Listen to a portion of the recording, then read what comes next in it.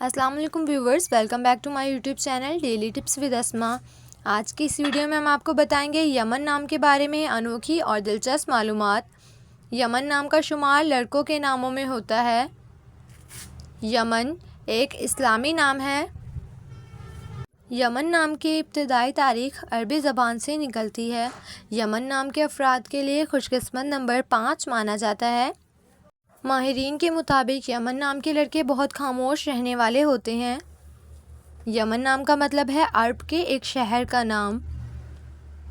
Yemen नाम के लड़कों के लिए खुशकिस्मत दिनों में मंगल और जुमेरात का दिन शामिल है। यमन नाम के अफराद के लिए मुआफिक रंगों में सुर्ख और बनफशी रंग शामिल हैं। यमन नाम के अफराद के लिए मुआफिक पत्थरों में रूबी पत्थर शामिल है। खुशकिस्मती वाली धातों में हिंसों के हिसाब से लोहा और तांबा शामिल है।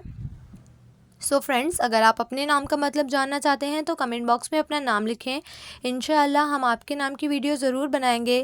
Thanks for watching. अल्लाह हाफिज़।